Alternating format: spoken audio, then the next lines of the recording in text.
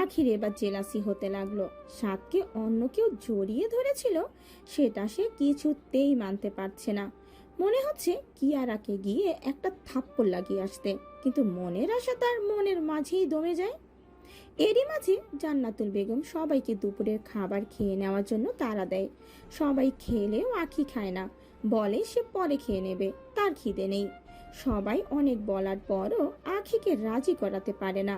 শেষে আসল কারণটা ধরতে পেরে সবাই চুপ হয়ে যায়, তবে সামির খোঁচা দিতে ভোলে না।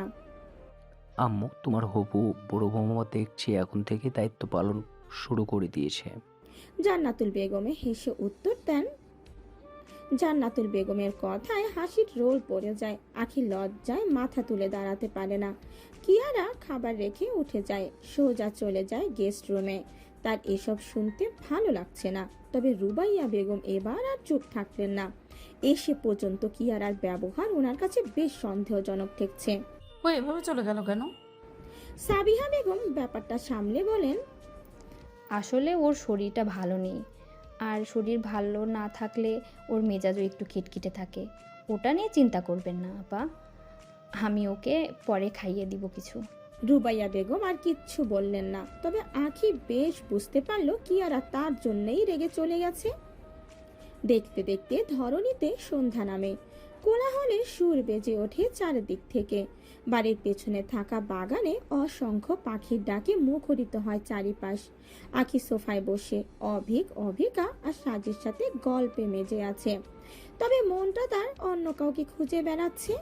রুবাইয়া বেগম ও জুবায়ের খান চলে যেতে চাইলে আজাদ চৌধুরী ওনাদের আটকে দেন। রাতের খাবার না খেয়ে তিনি কিছুতেই ওনাদের ছাড়বেন না। বড়রা একটা পাশে বসে গল্প করছিলেন আর আখিরা ছিল এদিকে। তখন হন্তদন্ত হয়ে বাড়িতে প্রবেশ করে সাদ। ঘেমে নে একাকার অবস্থা তার। সে বাড়িতে ঢুকেই কারোর সাথে কোনো কথা না বলেই উপরে চলে যায়। একবারও আখির পানে ফিরে তাকায় না, তবে যাওয়ার আগে জান্নাতুল বেগমকে বলে যান 1 কাপ কফি করে দিতে। জান্নাতুল বেগমও ছেলের কথায় ঝটপট কফি বানাতে লেগে পড়েন। আখির চোখ ফেটে কান্না আসার জোগাড় হয়। এতটা অবহেলা সে সইতে পারছে না, তবে আজ সে সাদের সাথে কথা বলবেই, ভাঙাবে তার সকল অভিমান। ওদিকে জান্নাতুল বেগম কফি বানিয়ে সরাসরি কফির কাপটা আখির হাতে ধরিয়ে দিয়ে বলেই তিনি রান্নাঘরে চলে যান। তাতে অবশ্য আখির ভালোই হয়েছে, সেই সুযোগে সে সাদের সাথে কথা বলতে পারবে। আখি কাপটি নিয়ে উঠে দাঁড়ায়। সাজি হেসে বলে, বেস্ট অফ লাক আখি, আজ কি ভাইয়ের মান ভাঙাতেই হবে। আখি হেসে চলে যায়। পেছন থেকে কাবেরী বেগম কিছু বলতে গেলে আব্দুস সামাদ চোখ গরম করে ওনাকে দমিয়ে দেন। কাবেরী বেগম চুপচাপ বসে থাকেন। রাগটাও ঠিক করে প্রকাশ করতে পারেন না, কারণ এখন যদি উনি কিছু বলে ফেলেন তাহলে কেউ কিছু বলুক আর না বলুক সাদ ওনাকে ছাড়বেন না। হয়তো বাপের বাড়ি আসা বন্ধ করে দেবেন, যেটা তিনি এক্ষুনি চাইছেন না। আগের বার তো ভাই ভাবিকে রাজি করানোর জন্য বাড়ি ছাড়া নাটক করেছিলেন। তিনি জানতেন সাদ ঠিক ওনাকে ফিরিয়ে আনবেন, কিন্তু এবার হয়তো সেই সুযোগটা আর থাকবে না। সাদের রুমের দরজা দেওয়া। আখি দুবার টোকা দেয় দরজায়। ভেতর থেকে আওয়াজ আসে। Come in. আখি ধীর পায়ে রুমে প্রবেশ করে। দেখে সাদ সবে মাত্র ফ্রেশ হয়ে এসেছে, ইতিমধ্যে ড্রেসও চেঞ্জ করে ফেলেছে। আখিকে রুমে আসতে দেখেও তার মুখভঙ্গি স্বাভাবিক, যেন জানতোই আখি এখানে আসবে। আখি ধীর পায়ে সাদের দিকে এগিয়ে যায়, গিয়ে থামে একদম সাদের সামনে। এগিয়ে দেয় হাতে থাকা কফির কাপটি। সাদ সেটি হাতে তুলে নেয়।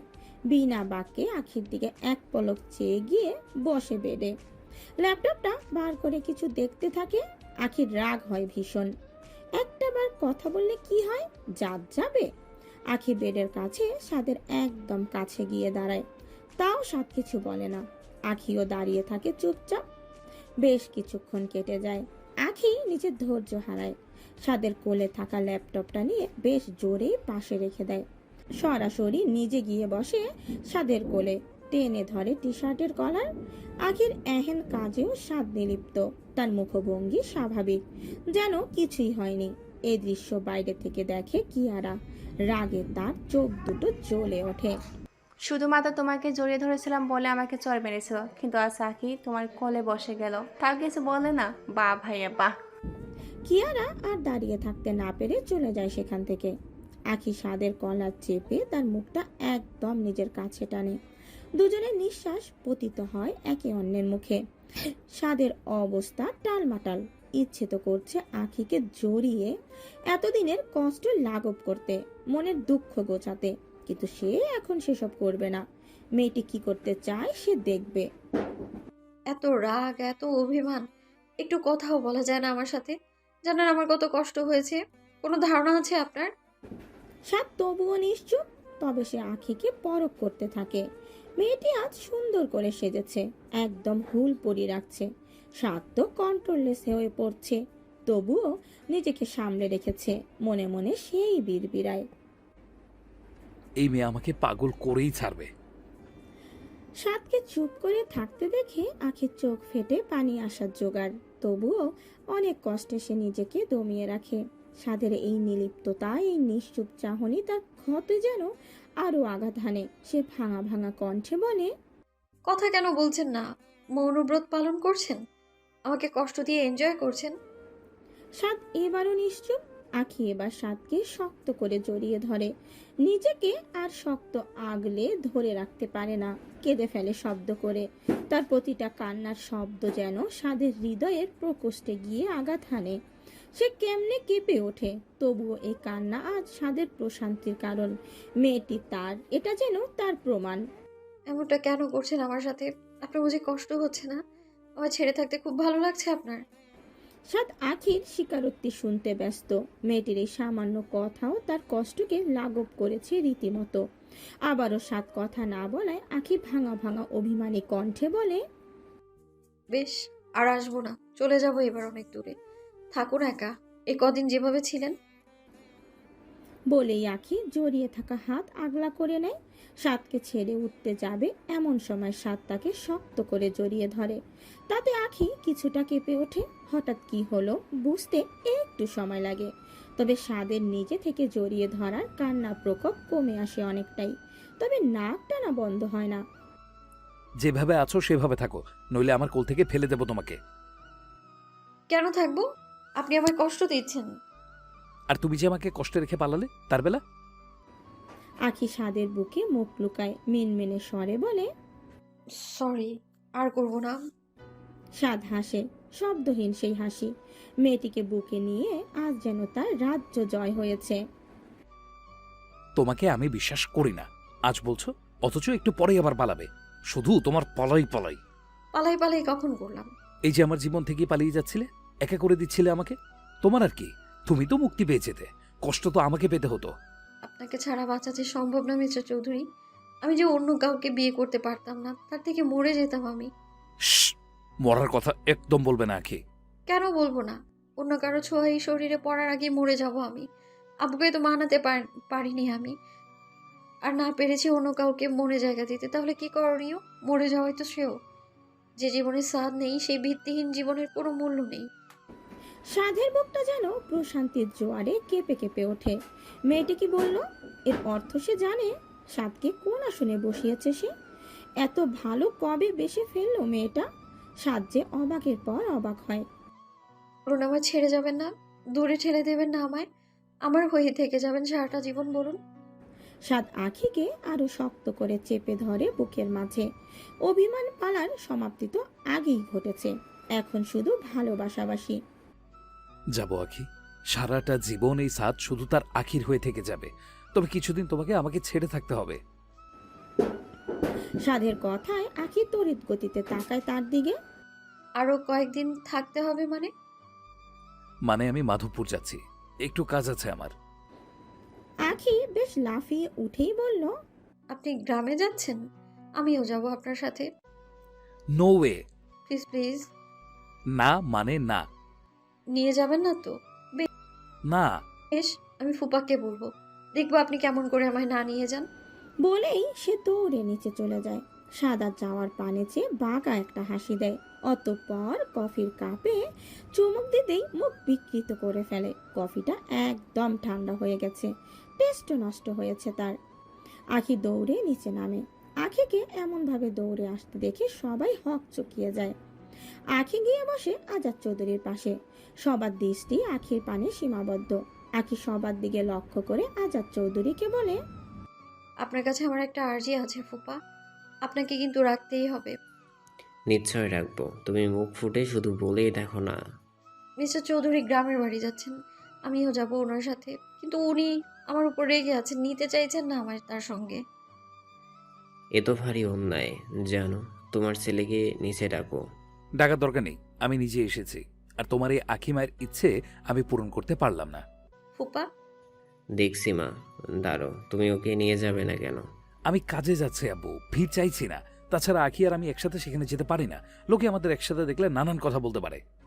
নানান কথায় কেন বলবে? সবাই তোমাদের চেনে, জানে তোমরা কারা। অবুঝের মতো কথা বলো না তো আব্বু, আমরা বিবাহিত নই। সাধের কথাটা শুনে আজাদ চৌধুরীর কথা বন্ধ হয়ে যায়। আখিও চুপ হয়ে যায়। সবাই বিষয়টাকে যুক্তি দিয়ে ভেবে দেখে আগের বার পরিবারের সবাই ছিল বলে সমস্যা হয়নি, কিন্তু জোয়ান একটা ছেলে আর একটা মেয়ে যদি সেখানে যায় ব্যাপারটা ভালো দেখায় না। সবাই আখির দিকে আঙুল তুলতে পারে, পরিবারের ওপর কলঙ্ক ছুটতে পারে। আখি মনে মনে ভাবে, লোকে কি ভাবলো তাতে আমার কিছুই যায় আসে না, কিন্তু আপনি নিয়ে গেলেই যাব আমি। তবুও পরক্ষণে মন খারাপ করে ভাবতে থাকে, আজ শুধু বিয়ে হয়নি বলে সে গ্রামের বাড়িতে যেতে পারবে না। এখনো তো বর্ষা পুরোপুরি শেষ হয়নি, চাইলেই তো সে পদ্মবিলে ঘুরতে পারতো, কিন্তু সেটা বোধহয় আর হওয়ার নয়। সরে তো কি হয়েছে? আখির খাওয়াই মন হয়েছে, সে যাবে। ভাইয়া তুমি এক কাজ করো, আখিকে বিয়ে করে নিয়ে যাও, তাহলে তো আর সমস্যা নেই, তাই না? সামিরের কথায় সবাই তার দিকে কেমন করে তাকায়। সকলের এহেন চাহনিতে সামির কিছুটা ভরকে যায়। সে বলে, এমনভাবে দেখার কি আছে? আমি তো আখির কথা ভেবেই কথাটা বললাম। বেচারির ওপর দিয়ে কত ঝড় গিয়েছে, এখন একটু আনন্দ করতে চাইছে। এবার বিয়ে তো সেখানে বাধা হতে পারে না, তাই না? আমি এখনই বিয়ে করতে চাইছি না। সাধের কথায় সবাই অবাক দৃষ্টিতে তাকায় তার দিকে। সবচেয়ে বেশি অবাক হয় আখি। সে তো ভাবতেই পারেনি সাধ এমন কিছু বলবে। বিয়ে করবে না মানে? আবার কি নাটক শুরু করছো তুমি? এমনিতেও মেয়েটার সাথে আজকাল কোনো যোগাযোগ রাখছো না তুমি, আবার এখন বলছো বিয়েও করবে না। কি চাইছো কি? আখির তো কান্না আসার জোগাড়। তার মানে সব মিথ্যে, সব মিথ্যে আশা। মিস্টার চৌধুরী ওকে বিয়েই করবে না, তাহলে ভালো কেন বাসে? এটা নিয়ে এত সিন ক্রিয়েটের কি হলো বুঝলাম না তো। কি চাইছোটা কি? জানো, তোমার ছেলেকে সামলাও। আমার কিন্তু আর ভালো লাগছে না, মেয়েটার কত সহ্য করবে? জুবায়ের খান বসে বসে এদের কথা শুনছেন, তবে সাদ যে এখনই বিয়ে করতে চাইছে না সেটা ওনার কিছুতেই বিশ্বাস হচ্ছে না।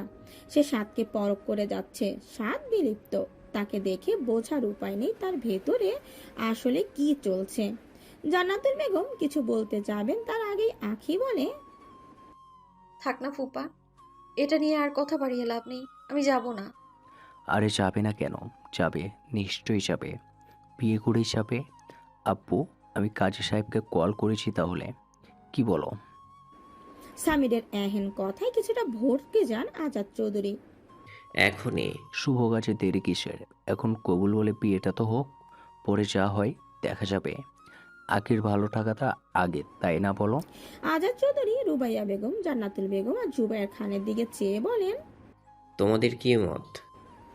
আখি চোখ বন্ধ করে আছে। সে জানে সাদ আবার বারণ করবে।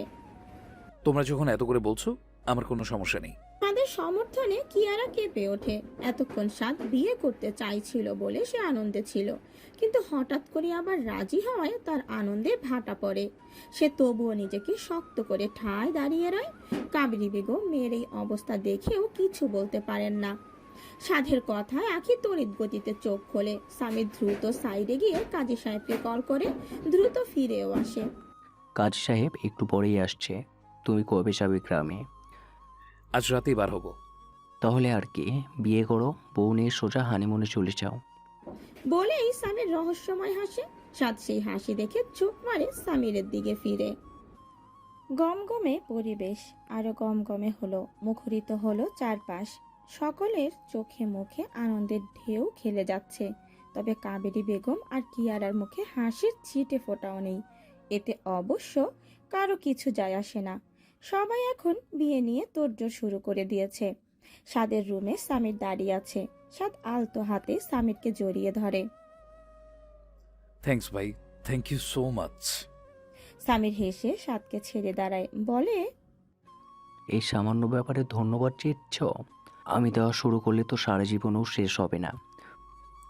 তাতে কি হয়েছে? তোর জন্যই তো বিয়ের দিকটা একটু এগিয়ে নিতে পারলাম। বুঝলাম, তবে বাড়ির কেউ যদি শোনে তুমি আগেই কাজের ব্যবস্থা করে রেখেছিলে, কি হবে ভাবতে পারছো? সবাই অবাকের চরম সীমায় পৌঁছে যাবে। যাই বলো ভাইয়া, তোমার প্ল্যান কাজে দিয়েছে। আচ্ছা, তুমি কি করে জানলে আগে গ্রামের কথা শুনলেই সেখানে যেতে চাইবে? ওর পদ্মবিল খুব পছন্দের, তার থেকেও পছন্দের সেখানে আমার সাথে সময় কাটানোর। সে আগেরবার আমাকে বলেছিল এবার গেলে তাকে সঙ্গে নিতে, সেটা মনে পড়তেই প্ল্যান করে ফেললাম। কতদিন আর বউ ছাড়া থাকবো? সাদের কথায় সামির হেসে ফেলে, একটু মজা করে বলে, যাই বলো ভাইয়া, তুমি কিন্তু দিন দিন রোমান্টিক হয়ে যাচ্ছ, মানতেই হবে। আগে তোমাকে বদলে দিয়েছে। রোমান্টিক না হলে বউ থাকবে না, দুদিনেই পালাবে। সামির এবার শক্ত করে হেসে ফেলে। ভাইয়াকে এভাবে দেখে তার মন আপ্লুত হয়, আনন্দে চিকচিক করে ওঠে চোখ। তুমি অনেক পাল্টে গিয়েছো ভাইয়া। এই তোমাকে দেখলে খুব ভালো লাগছে। দোয়া করি তোমার মুখের এই হাসি সবসময় অক্ষত থাকো। এভাবে সারা জীবন হাসতে থাকো তুমি। আজকাল বড্ড বিজ্ঞদের মতো কথা বলছিস। সে তুমি যাই বলো কেন, সেই তুমি যাই বলো না কেন, কথাটা কিন্তু খাঁটি সত্য। দুই ভাইয়ের কথার মাঝে সাধের রুমে প্রবেশ করে আজাদ চৌধুরী। ওনাকে দেখে দুই ভাই হাসি থামিয়ে দেয়। আজাদ চৌধুরীর মুখশ্রী গম্ভীর। ওনার এহেন মুখভঙ্গি দেখে দুই ভাই একে অপরের মুখ চাওয়াচাই করলো। আরে আপু, এসো এসো, হঠাৎ এখানে? সামিরের কথায় আজাদ চৌধুরী কিছুটা এগিয়ে যান, গিয়ে দাঁড়ান দুই ছেলের সম্মুখে। সরাসরি প্রশ্ন ছোড়েন, দুই ভাই কি ঘোল পাকাচ্ছ? ঘোল কেন পাকাবো আপু, আমরা তো বিয়ে নিয়ে আলোচনা করছিলাম। সেটাই তো জানতে চাইছে। হঠাৎ করে আখির মাকে গ্রামে যাওয়ার কথা বলা, বিয়ের প্রসঙ্গ তোলা, আবার হঠাৎ করে কাজে নিয়ে আসা, তোমাদের কি মনে হয় আমি কিছু বুঝি না? নিচে এই নিয়ে কিছু বলি না মানে এই নয় যে আমি তোমাদের প্ল্যান জানি না। সাদ এসব দাঁড়িয়ে দাঁড়িয়ে শুনছে। সে জানতোই এমন একটা প্রশ্নের সম্মুখীন হতেই হবে। সামির সাধের পানে একবার চেয়ে বলে, ভাইয়া তো বিয়ে করবে না বলছিল, তুমি তো ভাইয়াকে কথা মতো শোনালে। তোমার ভাইয়া নাটকে বেশ পারদর্শী। হ্যাঁ, তবে সে জানে না আমিও তার আব্বু। ওর এই নাটক আমি বুঝি না ভেবেছ তো? শুধু আখিকে কষ্ট দিতে চাই না বলে ওভাবে বলা। তোমার আখিকে কে কষ্ট দিতে চায়? আমি তো তার কষ্ট কমানোর চেষ্টা করছি, কিন্তু সে তো বোঝে না, সবসময় পালাই পালাই করে। সেজন্যই এই অবস্থা। এবার একবার শুধু আমার অবাধ্য হোক, আমাকে ছেড়ে যাওয়ার কথা ভাবুক। তার মানে আমার ধারণাই ঠিক?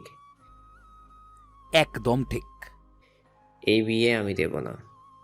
আমি তোমাদের ধুমধাম করে বিয়ে দিব। নিচে গিয়ে সবাইকে তোমাদের সত্যিটা বলে দেব। যাও দাও, কোনো সমস্যা নেই, তবে কাজে যখন আসছে বিয়ে হবেই। গ্রামে তোমাদের কি কাজ? আপাতত হানিমুনের জন্য গ্রামটাকেই সিলেক্ট করেছি। আখির আবার গ্রাম পছন্দ কিনা। নির্লজ্জ হয়ে যাচ্ছ দিন দিন। আমার সামনে দাঁড়িয়ে হানিমুনের কথা বলছো? তুমি যখন ভালোবাসার কথা বলো তখন কিছু না বুঝি।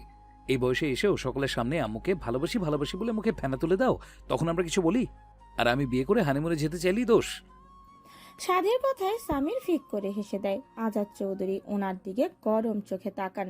তবে এতে যেন সামিরের হাসির পরিমাণ আরো বাড়ে। সে হাসতে হাসতেই বলে, আমরা কিন্তু তোমার মতোই হয়েছি আব্বু। তোমার তো গর্ব করা উচিত। তোমাদের ছেলেরা ঠিক তোমার মতোই এক নারীতে আসক্ত, একজনকে ভালোবেসে সারা জীবন কাটিয়ে দেবে। আজাদ চৌধুরীর মুখে অজান্তে হাসি ফুটে ওঠে। চাইলেও তার গম্ভীর মুখ ধরে রাখতে পারলেন না। তিনি দু হাতে দুই ছেলেকে আগলে নেন। সামির আর সাদও তার আব্বুকে জড়িয়ে ধরে। এভাবে সারা জীবন হাসি খুশি থাকো তোমরা। ভালোবাসার মানুষদের নিয়ে সারা জীবন পার করে দাও, এই দোয়াই করি আমি। তারপর তিনি ছেলেদের ছেড়ে দাঁড়ান। সাদকে বলেন, আজ রাতে আর গ্রামে যাওয়ার দরকার নেই। কাল সকাল সকাল বেরিয়ে যেও। জুবাইর ভাইজান আশরাফ চাচাকে বলে রাখবেন। তার কোনো দরকার নেই আব্বু, আমি অলরেডি ওনার সাথে কথা বলে নিয়েছি, আর এটাও বলেছি আমরা কাল আসছি। বাবা সবার আগে থেকে প্ল্যান করে রেখেছে দেখছে। বাবা সবার আগে থেকে প্ল্যানও রেখেছো দেখছে। সাদ আলতো হাসে তার আব্বুর কথায়। রেডি হয়ে নাও তাহলে, তোমার প্রিয়তমা আবার অপেক্ষা করবে তোমার জন্য। তাকে অপেক্ষা করানোটা ঠিক হবে না। আজাদ চৌধুরীর মুখে এহেন কথা শুনে সাদ হাসে, হাসি মুখেই বলে, তুমি যাও, আমি রেডি হয়ে আসছি। আজাদ চৌধুরী চলে যান। সাধও একটা শেরওয়ানি নিয়ে ওয়াশরুমে ঢোকে। এটা সে আজই বিয়ের জন্য কিনে এনেছিল, গাড়িতে রেখে দিয়েছিল। আখির জন্য একটা শাড়ি কিনেছে, তবে আখি জান্নাতুল বেগমের শাড়ি পরে বিয়ে করতে চায়।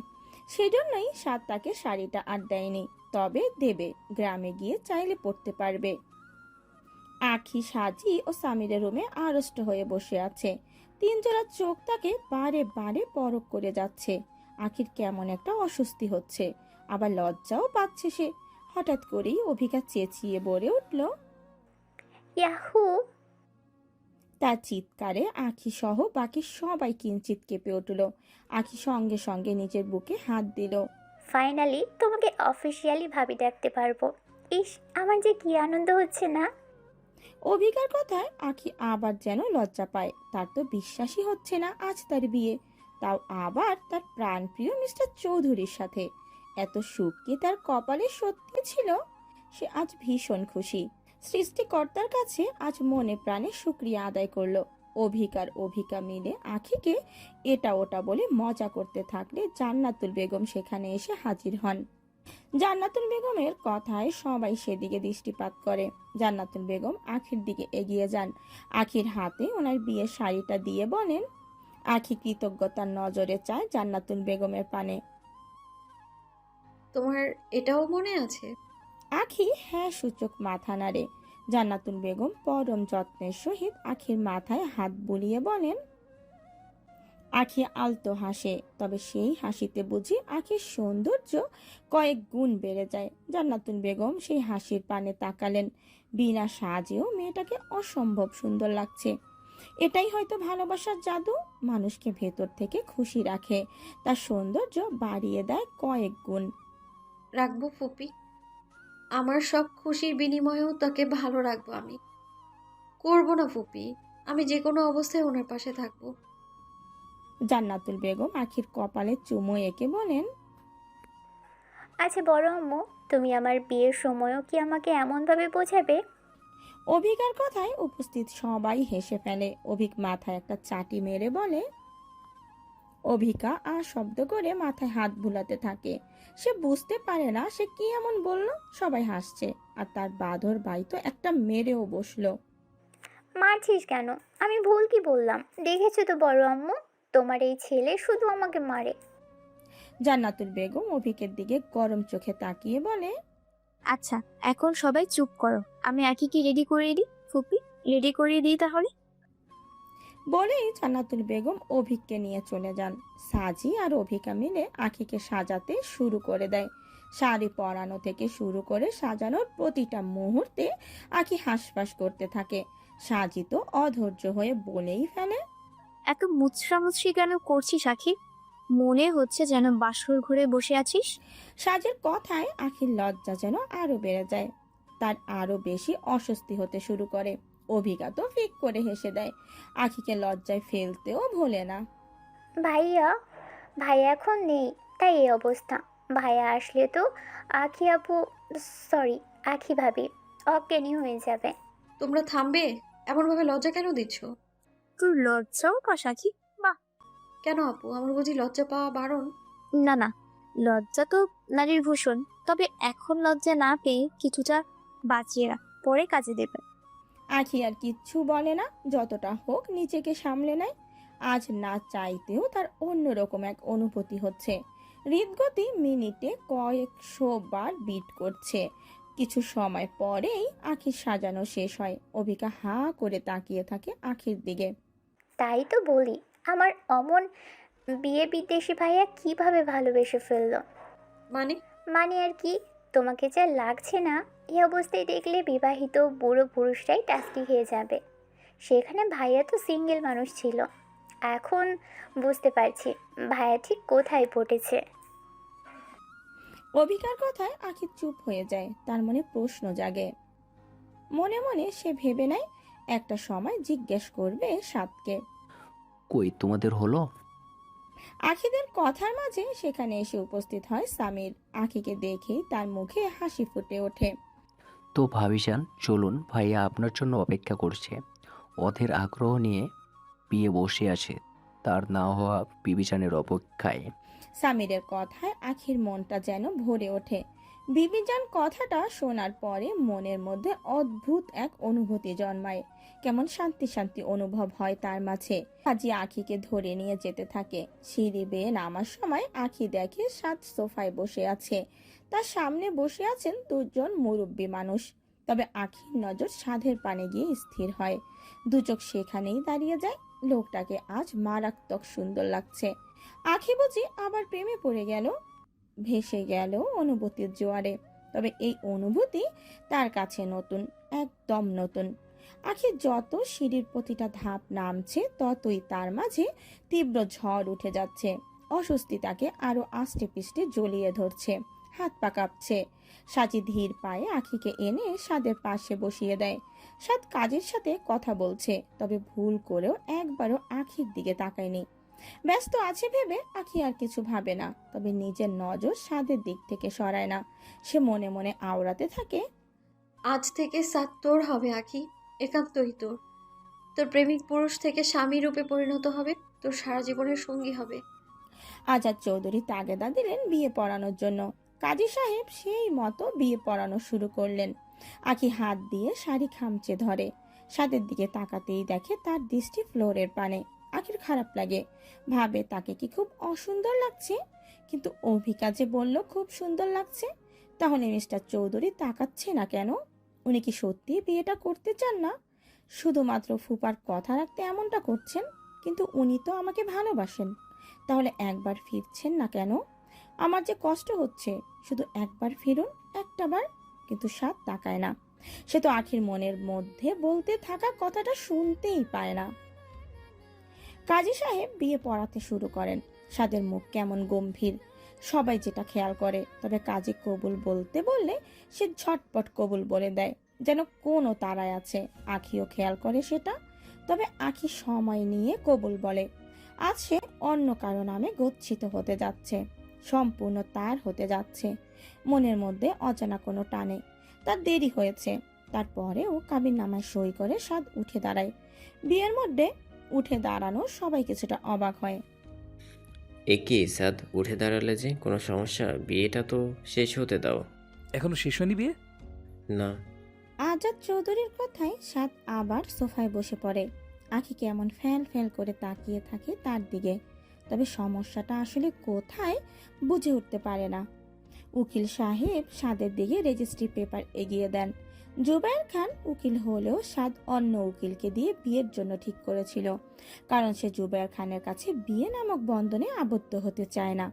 রেজিস্ট্রি পেপার এগিয়ে দিতেই সাদ সাইন করে দেয়। অতঃপর এগিয়ে দেয় আখির দিকে। আখি কাঁপা কাঁপা হাতে সাদের দিকে ফিরেই সাইন করে দেয়। সাদকে তার ঠিক লাগছে না, বড়ই উদ্বিগ্ন লাগছে তাকে। আরে ওকে সাদ, তোমার এমন লাগছে কেন? উনি কি কোনো কারণে চিন্তিত? না আবু। অতঃপর সে উকিলের দিকে ফিরে বলে, বিয়ে শেষ? উকিল সাহেব হ্যাঁ সূচক মাথা নাড়তেই সে উঠে দাঁড়ায়। সকলের উদ্দেশ্যে বলে, আমার আখির সাথে কিছু কথা আছে, আমি এখনই বলতে চাই। সাধের কথায় সবাই অবাক হয়, তবে তার মুখটা দেখে ভাবে খুব জরুরি কথা হবে হয়তো। কারণ বিয়ের প্রতিটি মুহূর্ত সাধের কেমন অস্থিরতায় কেটেছে, সবাই সেটা খেয়াল করেছে। তাই আর কেউ বারণ করেনি। সাদ বিনা বাক্যে আখির হাত ধরে নিজের রুমে নিয়ে যায়। রুমে প্রবেশ করে রুমের দরজা বন্ধ করে। বাকিরা সবাই সাদের ব্যবহারে একটু অবাক হয়, এমনকি সামিরও। এই সাদের আচরণ সে নিজেও বুঝে উঠতে পারে না। সাদ আর আখির যাওয়ার পানে তাকিয়ে থাকে কিয়ারা। না চাইতেও দু চোখ বুঝে অশ্রুকণা নেমে আসে। সে তো ভালোবেসেছিল, ভালোবেসে পেতে চেয়েছিল, কিন্তু কেন পেল না? সে কি সত্যি খুব খারাপ, নাকি সাদের ভালোবাসার যোগ্য নয়? সে আর কিচ্ছু ভাববে না, সেখান থেকে ছুটে বাইরে চলে যায়। দরজা বন্ধ করে সাদ এক পা করে আখির দিকে এগোতে থাকে। আখিও পেছাতে থাকে। হঠাৎ করে সাদ আখিকে বেডে বসিয়ে দেয়, অতঃপর নিজেও বেডে বসে শুয়ে পড়ে আখির কোলে। হঠাৎ করে এমন হওয়ায় আখি কেঁপে ওঠে কিঞ্চিত। সাদ আখির উদরে থাকা শাড়ির আঁচলটা সরিয়ে মুখ গুজে দেয় তার নগ্ন উদরে। আখি দরফর করে ওঠে, কাঁপুনির রেশ কয়েকশো গুণ বেড়ে যায়। সাদ একটা হাত দিয়ে আখির কোমর পেঁচিয়ে ধরে, তাতেই আখির যায় যায় অবস্থা। সাদ কেমন শান্ত স্নিগ্ধ তবে হাসকি স্বরে বলে, শাড়ি পরেছো, আমার থেকে পারমিশন নিয়েছো? আখির মুখ দিয়ে কোনো বাক্য বার হয় না। সে তো নতুন ভাবে অনুভূতির জোয়ারে ভেসে যেতে থাকে। সর্বাঙ্গ শিউরে ওঠে বারে বার। কি হলো বলো, পারমিশন নিয়েছো? আখি কাপা কাপা কণ্ঠে বলে, না না। সাধের কথায় আখির কানটা ঝাঁঝা করে ওঠে। লজ্জার তোপে দুগাল রক্তিম বর্ণ ধারণ করে। তাকে আরো লজ্জা ও অস্বস্তিতে ফেলতে সাদ ছোট্ট করে কয়েকটা চুমু এঁকে দেয় আখির উদরে। সাদের এহেন কাণ্ডেই আখি যেন কেমন নেতিয়ে পড়ে। সে চোখ বন্ধ করে রাখে, তীর করে কাঁপতে থাকে তার ওষ্ঠদয়। সাদ আখির মুখের দিকে তাকায়। আখির লাজুক মুখের দিকে তাকিয়ে হেসে বলে, আখি পিট করে চোখ খোলে, কেমন চোখে তাকায় সাধের পানে। এমন ভাবে তাকিও না মেয়ে, সর্বনাশ তো অনেক আগেই আমার হয়েছে। এখন যদি তোমার মাঝে ডুবে যাই, ব্যাপারটা কি ভালো দেখাবে? বাড়িতে কিন্তু অনেক মানুষ। আপনি আপনি আমি কি আপনি একটা নির্লজ্জ। নির্লজ্জ হওয়ার মতো তো কিছুই করিনি এখনো, তাতেই নির্লজ্জ ট্যাগ দিচ্ছ? এরপর কিছু করলে কি বলবে? প্লিজ আপনি চুপ করুন, আবার আগের মতো গম্ভীর হয়ে যান। এইভাবে আপনাকে মোটেও মানাচ্ছে না। আমি কেমন কেমন হয়ে যাচ্ছি। কেমন হয়ে যাচ্ছে শুনি? আমি জানি না, আপনি শুধু চুপ করুন। অসম্ভব, সবে তো শুরু, এখনো তো সারাটা জীবন বাকি। তবে তোমাকে এইভাবে দেখে ভালো লাগছে। আমাকে অস্বস্তিতে ফেলতে তো আপনার ভালোই লাগবে। আখির কথার প্রতি উত্তরে সাদ শুধু হাসে। কি স্নিগ্ধ সেই হাসি। আখি এবার আসল কথায় আসে। আচ্ছা, বিয়ের সময় আপনাকে অমন লাগছিল কেন? আমার দিকে তাকালেনও না, রেগে আছেন? তাকালে আর বিয়েটাই হতো না। আখি আটকে ওঠে সাদের কথায়। বিয়েটা হতো না মানে? সাদ ধীর কণ্ঠে বলে, এভাবে সেজে গেলে কেউ কি নিজেকে শান্ত রাখতে পারে? তাও যদি হয় সে ভালোবাসার মানুষ।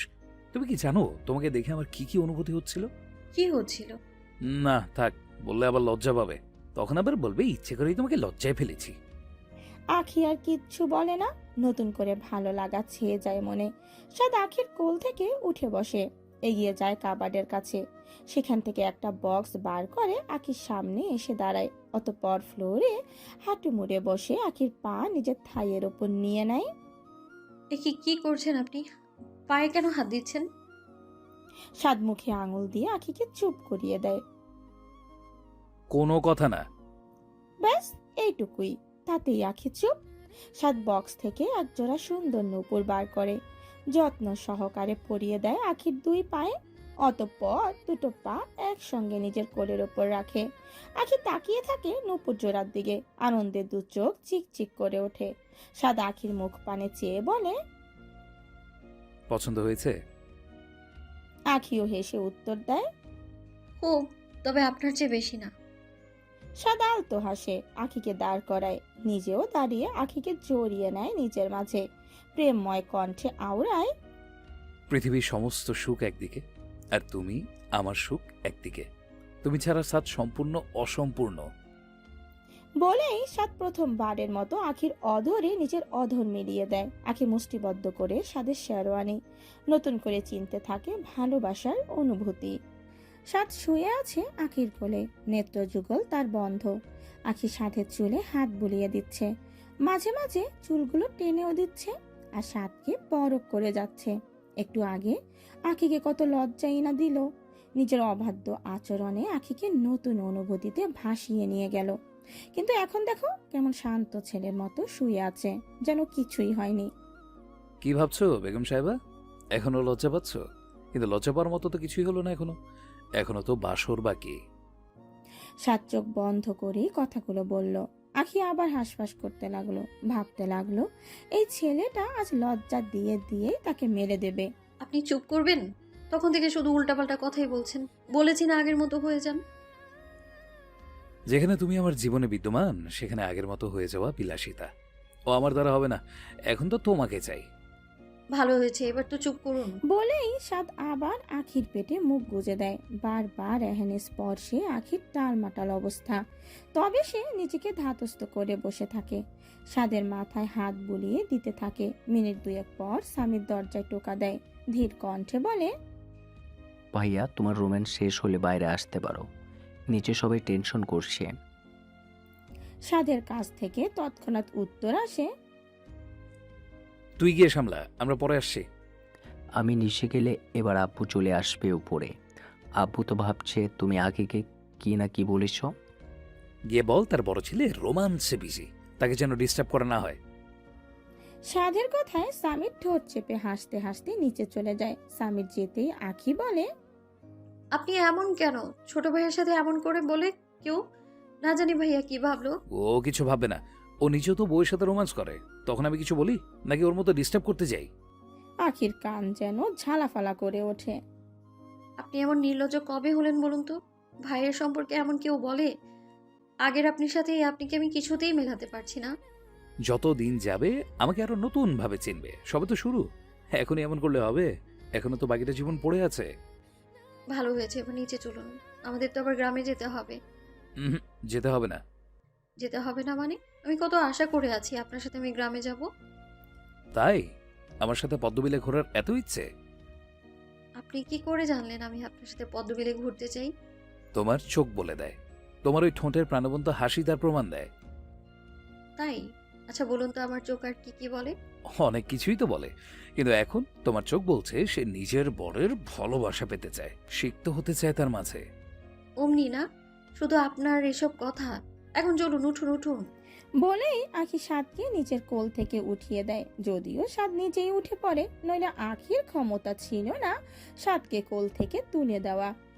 নিচে সবাই অধীর আগ্রহে বসে আছে সাদ ও আখির অপেক্ষায়। সামির গিয়ে বলেছে ভাইয়া এখনই নিচে আসছে, আর চিন্তার কোনো কারণ নেই। ওনারা নিজেদের মধ্যে নানান আলাপ আলোচনায় মত্ত হয়। তখনই নিচে নামে সাদ ও আখি। আখিকে দেখে জান্নাতুল বেগম আগে তার দিকে এগিয়ে যায়। ছেলের দিকে একবার গরম চোখে তাকিয়ে আখিকে বলেন, আম্মু, তোমার কেন মনে হয় আমি ওর উপর রাগ দেখিয়েছি? আখি সাদের দিকে ফিরে ঠোঁট টিপে হাসে, অতঃপর বলে, উনি কিছু বলেনি আমায়। উফ আম্মু, আমাদের কি পার্সোনাল কথা থাকতে পারে না? ছেলের কথায় জান্নাতুল বেগম চুপ হয়ে যান। লজ্জাও পান কিছুটা।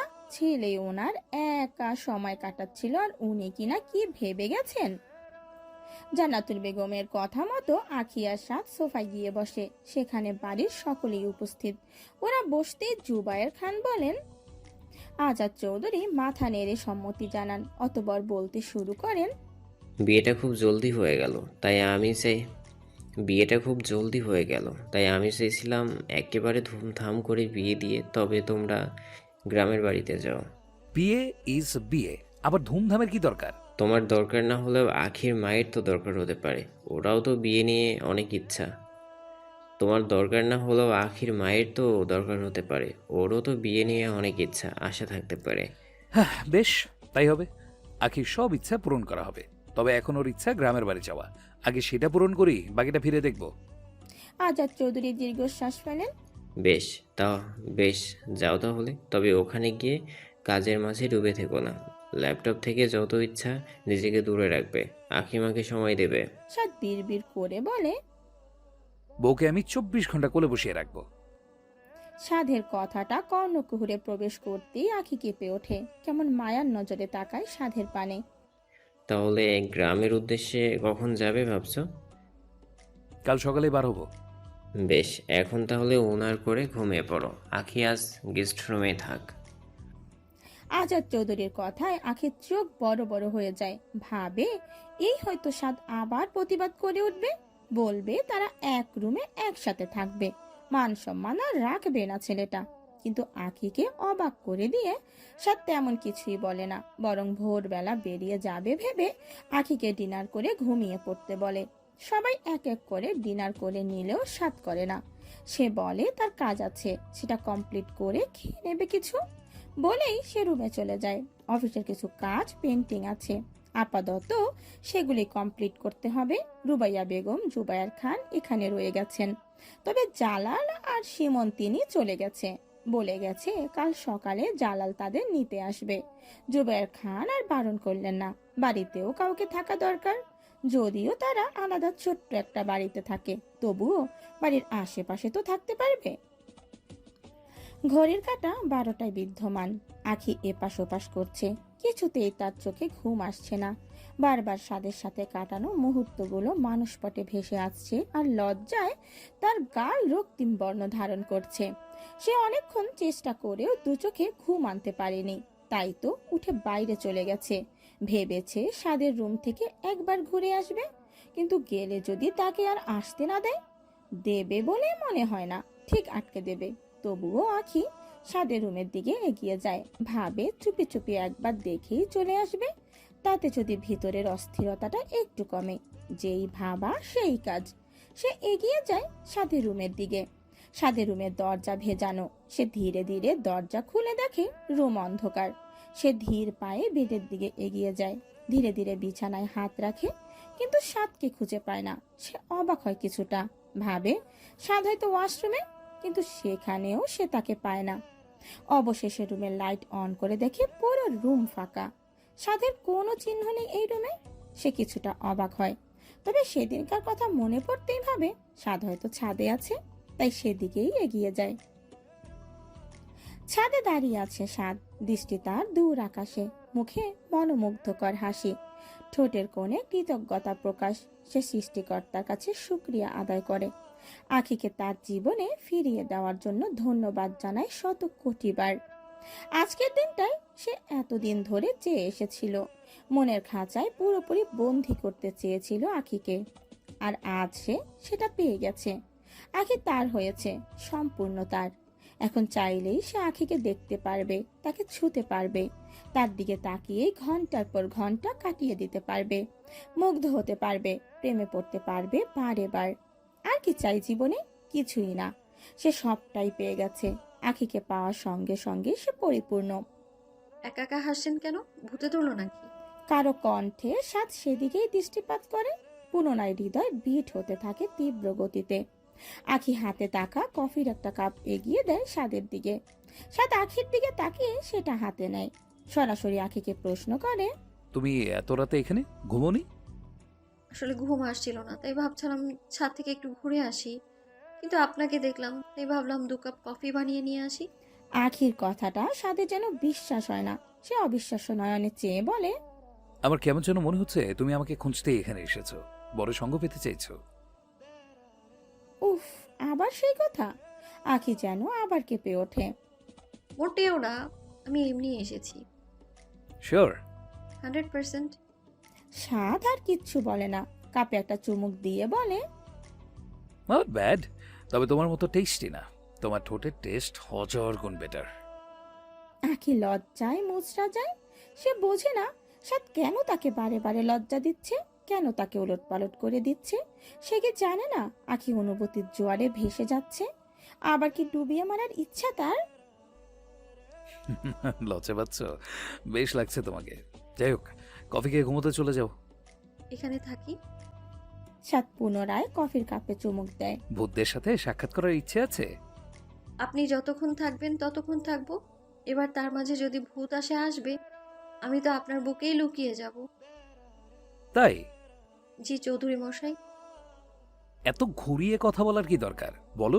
তোমার এখন বরকে জড়িয়ে ধরতে ইচ্ছে করছে, তাকে ভালোবাসতে ইচ্ছে করছে। তারপরে কানের কাছে মুখটা নিয়ে গিয়ে হাসকি স্বরে বলে, আর তার ভালোবাসা পেতে ইচ্ছে করছে, তাই তো? আপনি কি শুরু করেছেন বলুন তো? আচ্ছা, আর বলবো না, ঠিক আছে? আখি ছোট্ট করে উত্তর দেয়। হুম। স্বাদ হাসে, দৃষ্টি নিক্ষেপ করে দূরে। ততক্ষণে দুজনের কফি শেষ। স্বাদ আলতো হাতে আখিকে নিজের কাছে টেনে নেয়, জড়িয়ে ধরে শক্ত করে। আখিও সঙ্গ দেয়, দুজন মিশে রয় দুজনাতে। তোমাকে জড়িয়ে ধরার সুযোগ প্রতিটা ক্ষণে ক্ষণে আসুক। প্রতি উত্তরে আখি হাসে। আখিকে বুকে জড়িয়ে স্বাদ বসে পড়ে ছাদের ফ্লোরে। উপরে চাঁদ, মৃদুমন্দ হাওয়া। এই আকাশ আজ তাদের ভালোবাসার সাক্ষী, তাদের পূর্ণতার সাক্ষী। সাদ আখির কপালে ছোট্ট করে চুমু এঁকে দেয়। আখিও কিছু সময় পর ঘুমের সাগরে পাড়ি দেয়। সাদ তার সদ্য বিবাহিত স্ত্রীর মুখ পানে চেয়ে বলে, তোমাকে দেখার তৃষ্ণা আমার এই জন্মে না মিটুক। সহস্র জনম ধরে শুধু এইভাবেই দেখতে থাকি তোমায়, বাঁচতে থাকি ভালো। সকাল সকালই আখি আর সাদ বেরিয়ে পড়েছে গ্রামের উদ্দেশ্যে। যাওয়ার পথে কিছু শপিংও করে নিয়েছে। গাড়ি চলেছে আপন গতিতে। আখি বক বক করেই যাচ্ছে আর সাদ শুনছে। আজ আর সে আখিকে লজ্জায় ফেলছে না, নইলে দেখা যাবে লজ্জায় আখি একেবারে চুপই থেকে গেল। তার থেকে আখি বলতে থাকুক আর সে শুনুক, এভাবেই কেটে যাক পুরোটা সময়। যথারীতি তারা ঘন্টা 4 পর গ্রামে পৌঁছে যায়। গাড়ি থামতে সাদ দেখতে পায় আশরাফ সাহেব দাঁড়িয়ে আছেন। সাদ আর আখিকে দেখে তিনি এগিয়ে আসেন। কেমন আছো নানু ভাই? কেমন আছো আখি? ভালো আছি নানা, আপনি কেমন আছেন? আখিও উত্তর দেয় সেও ভালো আছে। আমি খুব ভালো আছি। তোমাদের দেখে তো আমার ভালো হয়ে গেলাম। শুনলাম কালকেই আকদ হয়েছে তোমাদের। নতুন জীবনের অনেক অনেক শুভকামনা রইল। আমাদের জন্য দোয়া করবেন দাদা। নিশ্চয়ই, আমার দোয়া সবসময় তোমাদের জন্য। তোমরা আমাদের জন্য কত কিছুই করেছো, এই গ্রামের মেয়েদের জন্য কত কিছুই করেছো। তোমাদের ব্যবহারের সবাই তোমাদের ভালোবাসবে। আশরাফ সাহেবের কথায় আখি সাদ দুজনেই হাসে। অতঃপর এগিয়ে যায় জমিদার বাড়ির দিকে। আশরাফ সাহেব যেতে যেতে বলেন, তোমরা আসবে বলে আমি আবার সব পরিষ্কার করে রেখেছি। তোমাদের নানি এসে সব গুছিয়ে দিয়ে গেছে। আশা করি কোনো সমস্যা হবে না। তবে আসলে আমার একটা ইচ্ছে ছিল। অবশ্যই ইচ্ছাটা ঠিক না বলতে পারো। তোমাদের কাছে একটা আবদার ছিল। কি আবদার দাদা?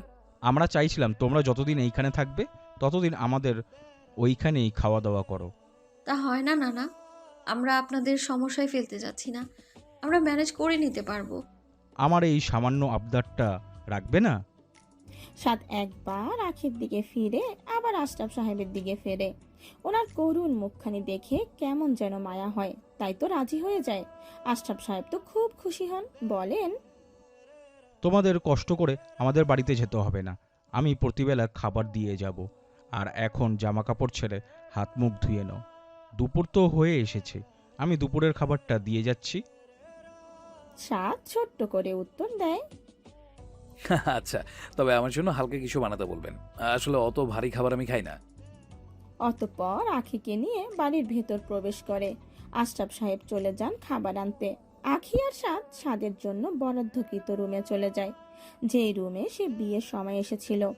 এই রুমটাই সব থেকে সুন্দর। তার থেকেও বড় কথা, এখানে অ্যাটাচ বাথরুম আছে।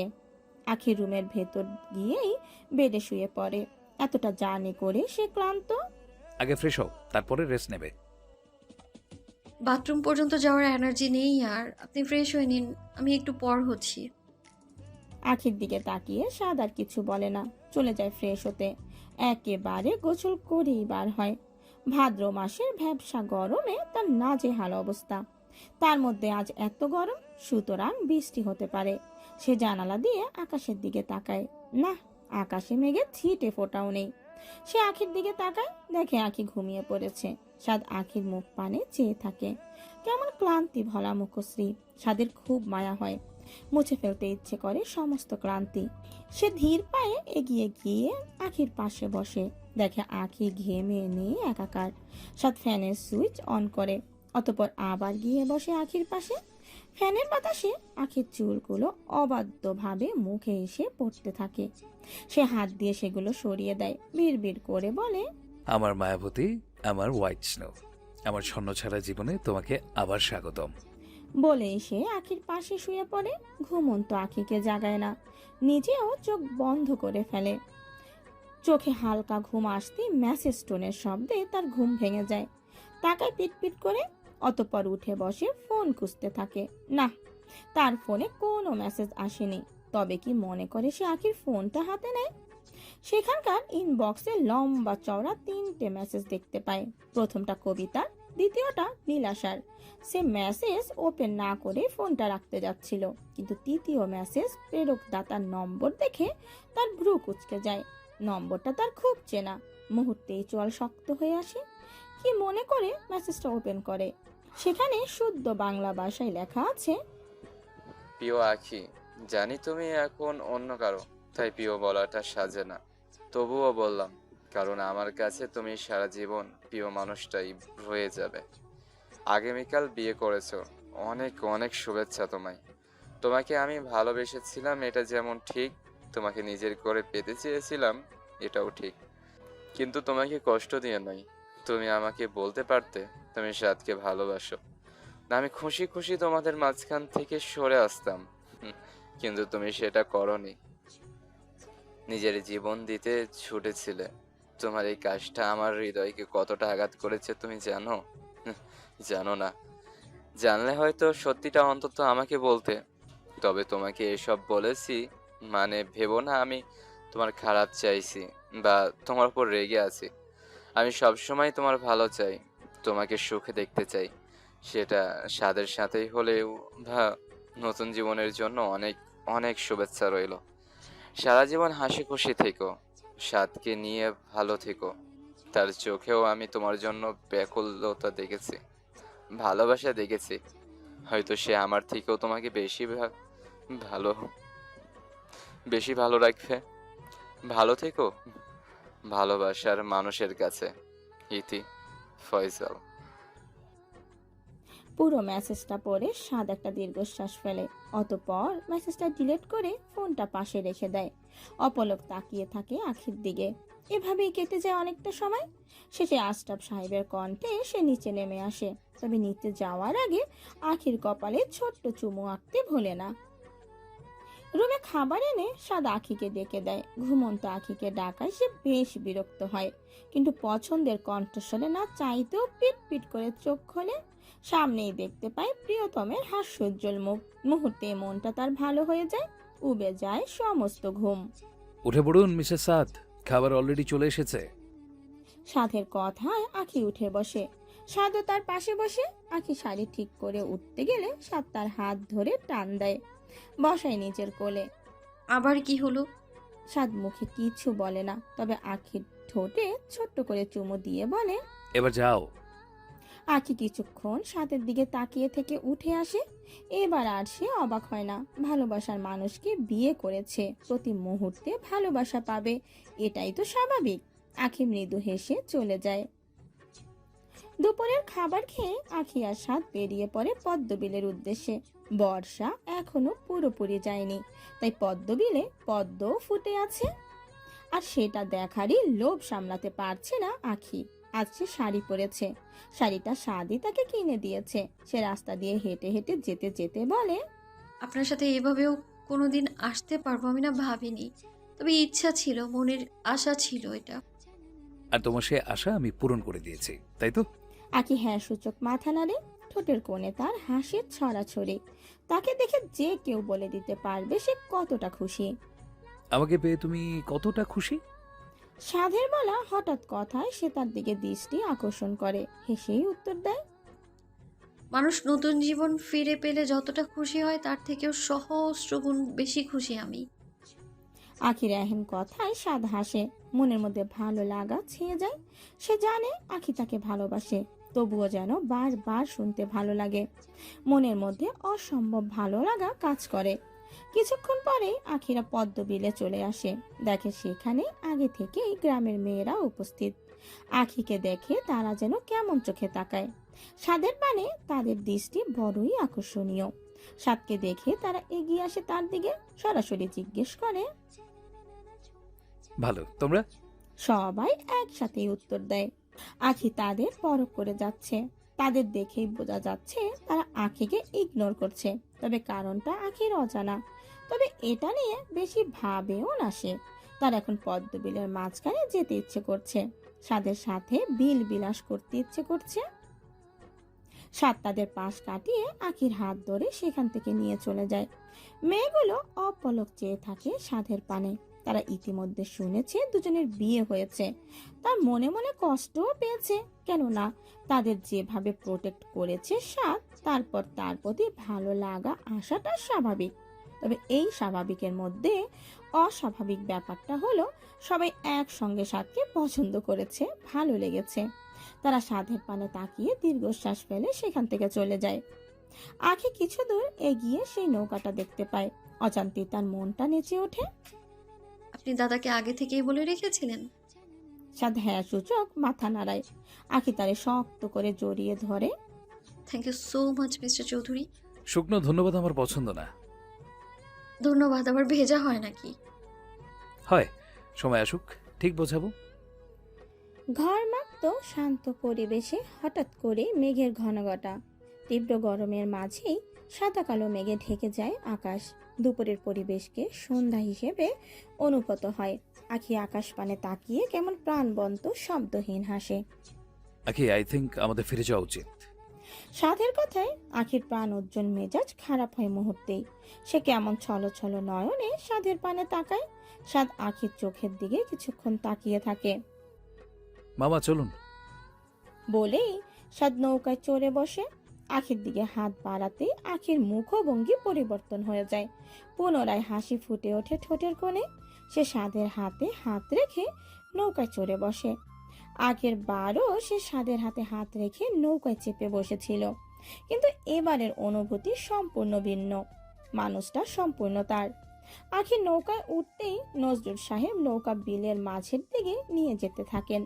বরাবরের মতোই ওনার মুখে পান, ঠোঁটের কোণে স্নিগ্ধ হাসি। যে কোনো সময় বৃষ্টি আসতে পারে, এবার কিন্তু একদম ভিজবে না। বৃষ্টি আসলেই নৌকা শেডের নিচে গিয়ে বসে পড়বে। মোটেও না, আমি তো ভিজতে চাই। অতঃপর মনে মনে বলে, আপনার প্রেমের বৃষ্টিতে আপনার সাথে আমি বারংবার ভিজতে চাই, সিক্ত হতে চাই আপনাতে। সাত দীর্ঘশ্বাস ফেলে বোঝে এ মেয়ে শুনবে না, বৃষ্টিতে ভিজবেই। আর বৃষ্টিরও বলিহারি। এখনই মেঘ করার দরকার ছিল।